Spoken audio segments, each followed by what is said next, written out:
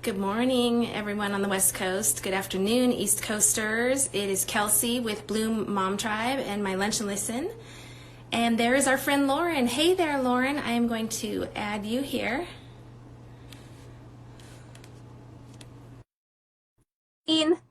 Okay, Lauren, you should just be able to click a button and... Hey, Kelsey, how's it Hi, going? good. How are you? Okay, Good. that I breeze get, looks really nice. I know. Thank you. It is really nice, and it's giving me that like supermodel look right now, which always I'm helps when digging you have that. air dried mom hair, right? I like it. Well, I think that's what we mostly have to do, unless it's a Totally. lunch and listen day, and then I actually wash my hair. So, you know. Good for you. We feel fortunate over here. Thanks for watching. Yeah, exactly. Well, welcome. Thank you so much for coming to our lunch and listen. And I'm excited to just find out more about you and tell us about, how you started, what you do now. I just want to hear all of it. And I'm really interested in the college stuff too. So just start wherever you want. But I mean, just, tell us, who are you, Lauren? Right. So, well, first of all, I'm a mom of three, which is how I got connected with Bloom Mom Tribe. My kids are at preschool here right now at the church that I'm hanging out at. So I'm doing the classic mom multitasking and getting work done while they're at school. And I live in San Diego, California, which is why I get to sit outside here because it never rains and I never have to worry about the weather. So enjoying the beautiful weather here. And I am a health strategist. So I recently, I think the last year, switched who I work with, specifically the moms of little kids, because so much of my life is little kids, and I feel like there's such specific challenges to this season in life. And I know, Kelsey, your kids are starting to go to college and stuff, so it's just a very different season. And I'm just so passionate about helping women who are in this season because I really understand the challenges that we face. So I do that through one-on-one coaching and the fitness and nutrition side, and also I'm launching a couple online courses this year. I actually was just filming some videos for a course about helping parents tackle picky eating at the table, because that's a real kind of gift of mine. Like, I'm one of those people who I'm sorry, I live right near an airport, so you're going to hear some airplanes, but it's just a gift of mine where it's something I'm really good at. So I'm excited for that. And yeah,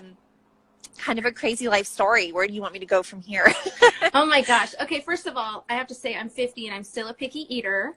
And hello to Marie and everybody else that has hopped on. And Christine says she's with you, Lauren. She's got two little girls, and I think same thing, picky eaters. I've actually seen her put a bowl on the floor for the kids to pretend like they were cats or dogs to like get their food.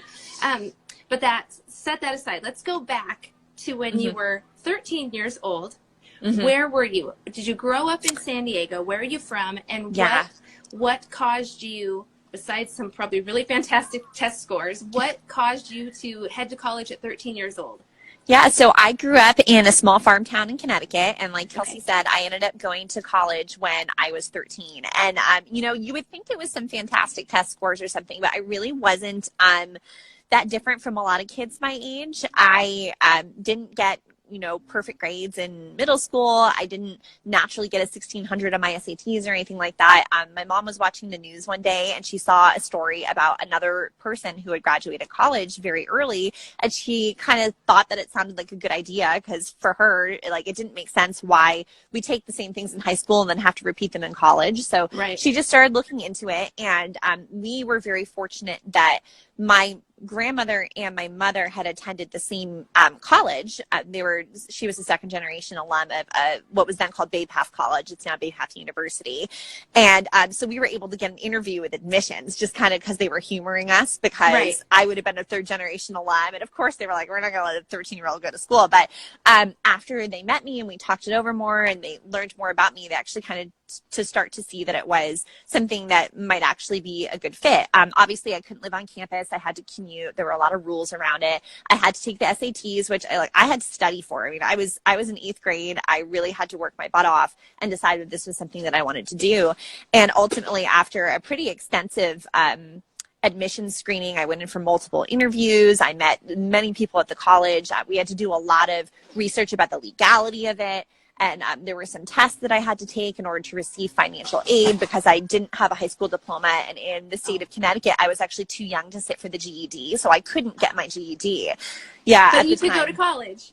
Well, yeah, but that took a lot of finagling. My mom is really smart and she did a lot of research and figured it out. But then, at the end of it, we never knew if I was actually going to go through with it. We're like, well, let's just see what happens. And, you know, in all likelihood, the door is going to get slammed in our face. And that's just not what happened. So I remember the day that I got the admissions letter. My mom picked me up from middle school. I was in 8th grade, and she handed me the letter and sat with me while I opened it in the car. And I just couldn't believe that they had accepted me. And she said to me, you know, you don't have to go. This is your decision to make. And for me, my mom was a single mom. Times were difficult for her. My dad wasn't in the picture, and we struggled financially. We just really, I remember buying a formal dress with pennies. One time we went to a store, and I literally had rolls of pennies at the cashier to give to at them. JCPenney. Yeah, and I just kind of felt like it was, you know, my way out to do something different, to do something that was going to be celebrated and was going to kind of put my name on the radar, because I felt like I needed that in order to, you know, pay for college and just get to a really good place in my life. So I ended up taking the jump, and it was a crazy ride. That's incredible. Were you allowed to, and I'm sure it was probably such a long process, and you summed it up so nicely in like a minute or two, but were you able to still, you know, do activities or participate in anything at the middle school and then the high school, or did you not care? Did you keep your friends? How did that part of it work? Yeah, because I think that really makes a framework for your friendships now. It does. You know, who you really fit with. Yeah, so in hindsight, I was fortunate because when I started going to Bay Path, it was an all-girls college. And so it was a lot easier to step into the learning environment and really like create friendships and to focus on my academics, because I didn't have to worry about that sort of awkward part of college where people are like looking for their next hookup. So that was really fortunate that kind of fell in my path that way. I did create a lot of friendships, but they definitely didn't last the way that I know many people's college friendships do. But I'm fortunate that I did ultimately go to graduate school, and my graduate school experience was kind of my college experience. Like I lived on campus. All of my friends that I still keep in touch with are from grad school. My husband, who I'm currently married to, was one of my best friend's roommates in college. And so that was my college experience. I just happened to get a master's degree out of it, which worked out pretty well. I did dance extracurricularly while I was in college. That's something that I did for many years. Okay. Yeah, I took classes at my local studio, and I kept all my local dance friends, and ultimately ended up taking that pretty seriously. Auditioned for Broadway at the same time that I personal trained in New York City. So that was a big part of my life. Well, and I saw that. And I love how you put that you spent, you know, I don't remember if you spent years auditioning, but you auditioned many, many times on Broadway. And I don't know if that means you didn't actually get to be on a Broadway show, but I think what that shows all of us, especially women, is that it's okay to keep trying. It's okay to, you know, keep going for your dream, even if you might not have gotten exactly where you wanted to be. You were still doing what you love. And the reason I really bring that up in my story a lot is because I suffered from terrible audition anxiety, and I was so afraid to really tell anybody about it. Like, I didn't talk to my mom about it. I didn't talk to my dance teachers about it or anything, but I started auditioning for shows when I was 17, and I kept doing it until I think I was about 22 years old when I left New York and I moved to San Diego. And almost any time I went into an audition, I would have the choreography, and then when it was my turn to get up in front of the judges, I would literally forget. I would literally forget everything, and I would just stand there feeling like the biggest idiot in front of them, just not being able to remember it. And I'd been dancing since I was 2 years old. It wasn't that like I didn't know how to remember choreography. It was just so much anxiety. And now that I'm older, I can look back on it and see how much I was hustling for my self-worth and how much anxiety that was giving me. And it was just, at the time, I didn't have the maturity to see that that was what was happening. I didn't know what tools to use to deal with it. And so, you know, that dream never happened for me. And when I became a mom, my son was an unexpected baby for us. We'd been together for 5 years. I was on birth control. I had the IUD, the Paragard, and then surprise, there I am at 24, pregnant with the Paragard, you know, that 0.01% chance. Oh my goodness it was really hard for me to get over the fact that I never accomplished that dream. And I think that there's a lot of moms who kind of get in the same place where it's like your sense of identity is rocked enough by that first child. I feel like that first child hits you like a truck, no matter how prepared you think you are for it, no matter how much you wanted it. It's just such a big change. But for moms who are kind of coming from that place where they feel like they have unfinished business, it hits you in an extra special, different way. Yeah, I think you're right. And I like the way you say it rocks your identity. That's such a good way to put it. You know, you'll have to look it up if you've ever heard of them. I can't remember the name, but there's a group of women, and I think they're between, I want to say 30 or 40 and 70 or 80 years old. It's a whole Mhm. group of women that dance out of Coeur d'Alene, Idaho. And they've actually danced in the Thanksgiving parade, you know, the Oh, Macy's or whatever fun. Thanksgiving parade in New York. And they Yeah, go around doing these shows. And so there you go. There's an idea if you ever want to come up and that could visit be. and And you check know out what? the. I love music too, so I've decided in retirement I'm going to be a piano bar singer. That means Oh, I there need you to go. learn to play piano, but I'm figure I have many years before retirement, so I'm working on it. Okay, it's on your bucket list to play It is. piano. Yeah. Okay, I like that. So, what have you learned since then on because the anxiety thing? So many of us deal Hmm. with that. What have you learned from that? Like, what are your tips and tools that you tell? Like, let's say your daughter is she in dance, or you know, how do you do that? Yeah, so I got to a point where that sort of mindset that was holding me back in dancing was kind of holding me back in a lot of different areas. And after I had my son, we were living in Virginia, and I loved him. I was obsessed with him, but there was a part of me that just wasn't coping. And I was kind of almost feeling like I had that split personality where I was vacillating between loving motherhood and being totally overwhelmed, and then loving motherhood and hating it. And I couldn't really get my grip on it. And I just kind of had a breakdown one day, and looked at my son who was playing on the floor and just felt horrible that like I was having a breakdown about being his mother, because he's amazing. And I said, you know, I've got to figure out something to just make myself feel more whole, because I can't keep doing this. I don't know how many kids we're going to have. I have this kid. I'm obviously not getting rid of him. So I've got to make the best of it. And I just committed to just learning as much as I could about bettering myself. I wasn't really exactly sure where to start. I wasn't really exactly sure what to do, but I, kind of looked at some of my girlfriends who I could tell really like had it together and were just in a really good place. And I tried to sort of study what they were doing. And I read a lot, and slowly little pieces of things started to jump out at me about like success leaves clues, right? That's something that they say a lot in business. And it's also true of motherhood. And I think that for me, the more those clues started to jump out, I could filter through which ones were really important for me to work on and which ones weren't. And I just committed to getting a little bit better every single day, and celebrating the small successes that I was having and becoming a stronger woman and a stronger mother. And once I sort of took that pressure off to like be perfect all the time and just let myself be happy with getting a little better every day, the better it got for me. And now, my oldest is almost 8 years old. So 8 years basically since that moment. I mean, it compounds. When you get 1% better every day, it just adds up, and suddenly in 8 years you're a completely different person than you were. You just have Mhm. to stick with it and be committed to the process.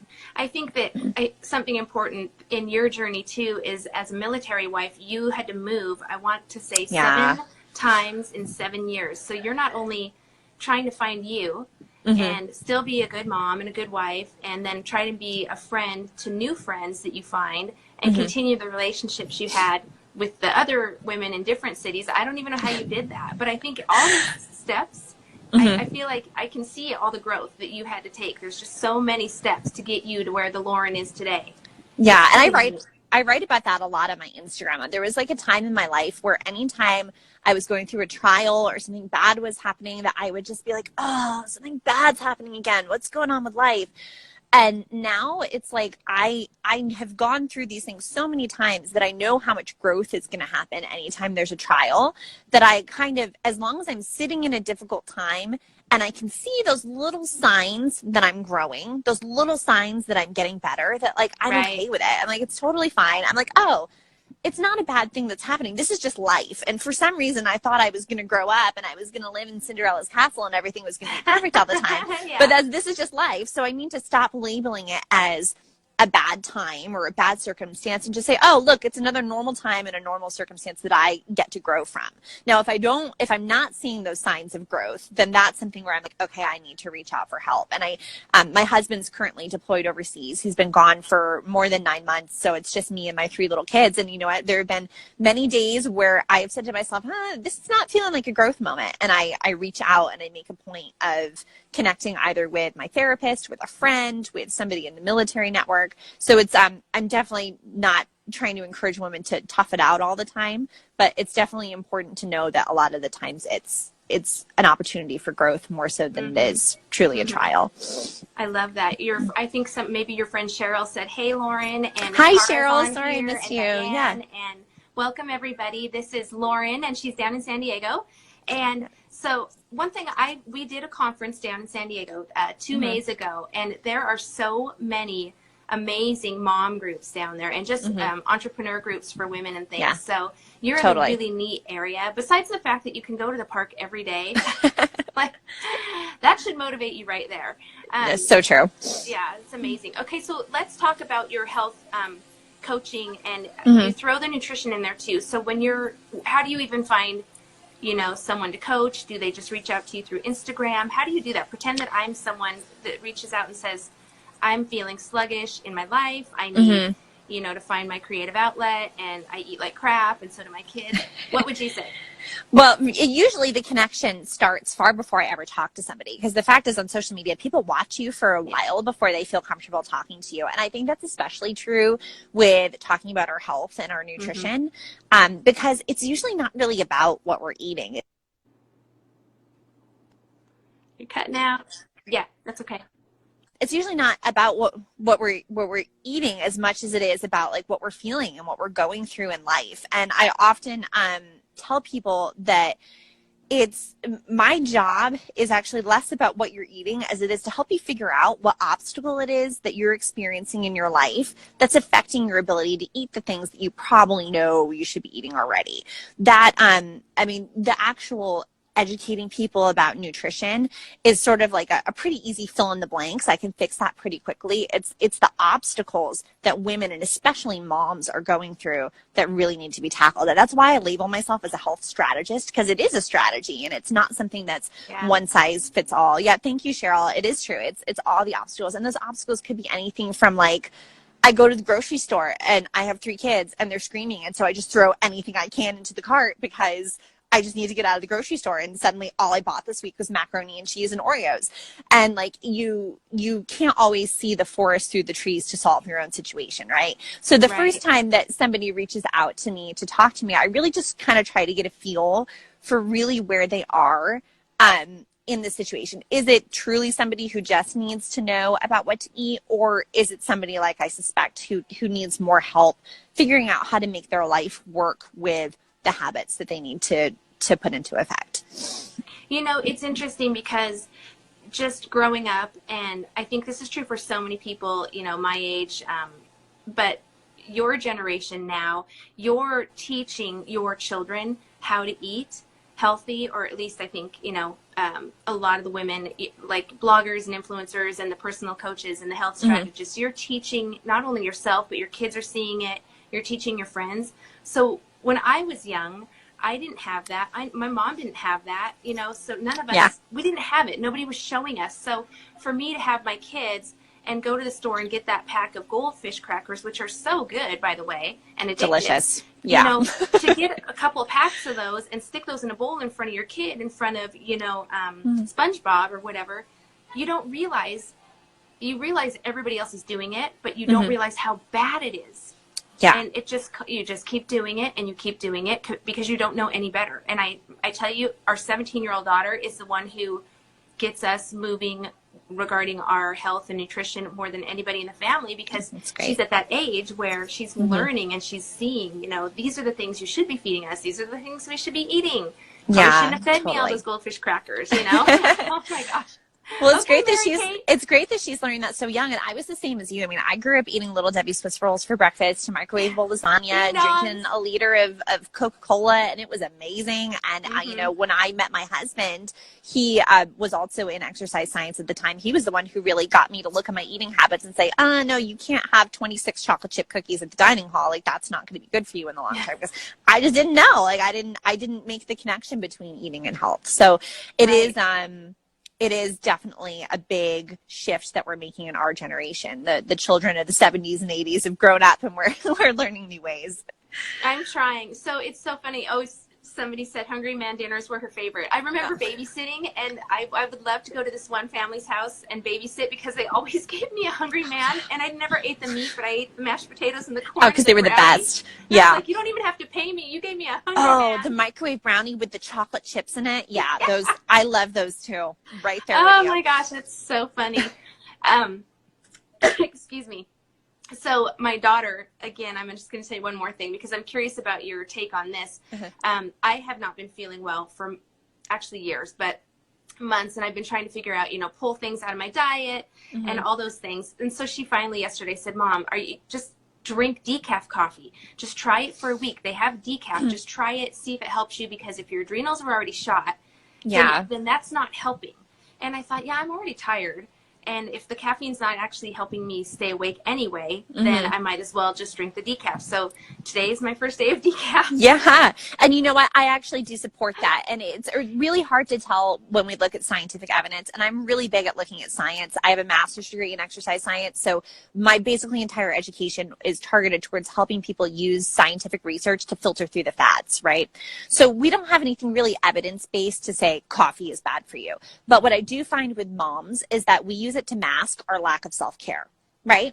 It's like we stay up all night, watching our Netflix that we can't watch during the day, or catching up on the laundry, or doing the things that we can't do when the kids are awake, and we mask it with coffee. And when you do that with a cup of coffee or 2 cups of coffee a day for 10 years, like, you're not giving your body the rest that it needs. And I think that is such a huge part of our culture right now, is we just don't let ourselves rest. It's whether it's intentional or unintentional, it does end up harming us in the long run. I myself am coming out of 3 days of absolutely no caffeine because I do it to myself. Like, I'm not an angel over here. I was up to 2 cups of coffee a day, and I finally just felt so horrible that I said, all right, I have to make a commitment to cut back on it, because I was not giving myself the breaks that I needed either.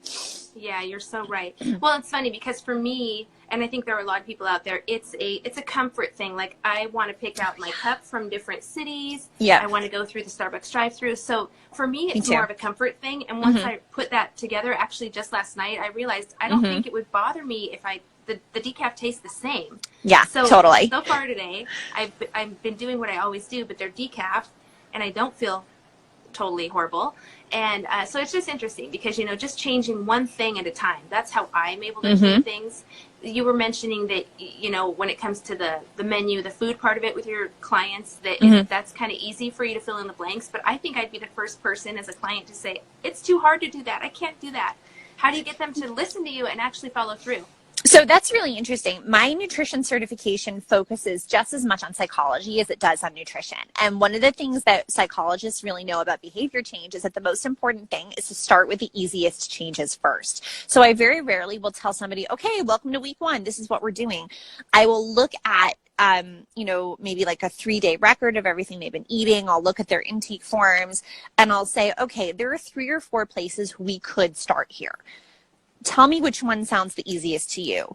I'll let you know which one I think that you would be most successful with. And then we have a conversation. And so I'm really just kind of the guide. I'm presenting the information that I'm letting them tell me, because really you're the expert on yourself. Like, I only know my clients for like a hot minute before we start making changes. So I've got to respect the fact that you're the expert on yourself. Let you make the decision about which one you think is easiest. And then we focus on that for a couple of weeks at a time. And then we'll come together again and we'll work on the next easiest thing. I think in our culture, a lot of people are looking for a quick fix for losing weight or for feeling better. And so they try to do everything at once. They try to do that whole clean eating diet plan that they found on Pinterest. They try to do the 21-day fix. They try to go no sugar, no gluten, like right off the bat. And it's just, especially for moms, it's just too much. Psychologically, we can't juggle all of that change all at the same time. So that's how I usually do it. Okay, you need to write a guide. Because, well, except for that you have such a nice speaking voice that I almost think you could do it as a podcast. A video course. But just you speaking, because I love listening to your voice, but also you take away the bad eating part of it, and you kind of blame it on the psychology part, and it almost takes like the pressure off. Like, okay, I chose those Doritos even though I'm gluten conscious because I psychologically couldn't handle going further to get the healthier crackers. Instead, I went to the gas station and got the Doritos. You know what I mean? Yeah, totally. Well, I really want to just take the blame and the shame out of it for people in general, because I think Yeah. that like we get really down on ourselves when we don't eat perfectly. Like I don't eat perfectly. If somebody puts a bag of chips in front of me, I'm going into the bag of chips and it's the whole thing's going to be gone. The fact of the matter is that people who are maintaining their health and fitness in our current climate, they're the exception to the rule. They're not the rule. Like it's really, really hard to be healthy and to be a healthy weight and to feel energetic in the food culture and in the work culture and in the life culture that we have created in the West. So I think that like a lot of women just feel so much guilt and shame about their weight after having babies and like the things that they're feeding their food. And I want people to release that. And like I say on my page, to me, your happiness is more important than your dress size. If you're I coming to love me, that. if you're coming to me to lose weight because you feel bad about how people are looking at you in the pickup line at school, or because you want your husband to like be nicer to you or something, like that's not, you're not going to finish my program and be happy, because that's not the problem. So, I really just want people to know that it's a hard thing to do. It's hard for me sometimes having 3 little kids and, you know, with everything that my husband does. And there's nothing wrong with it being hard. There's nothing wrong with you because it's hard. It's just a thing that's hard because it's hard. Okay, so I can't see her name, but she said written book with audiobook option. Oh, yeah, Cheryl. You know what? Yes. I would love to write a book, but you know what I learned? I tried to write a book several years ago. They won't let you write one unless you have a pretty big social media following. So that's actually how I got started on social media, is because I eventually did want to get a book deal. And then it kind of like cycled into this.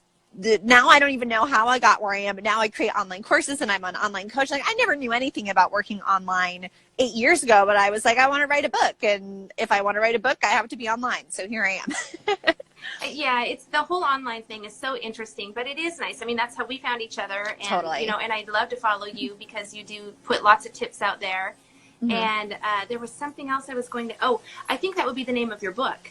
You know, happiness does not equal your dress that's size. a great Happiness idea. is bigger. Thank you. Thank you, Kelsey. I will put you in the acknowledgments for that.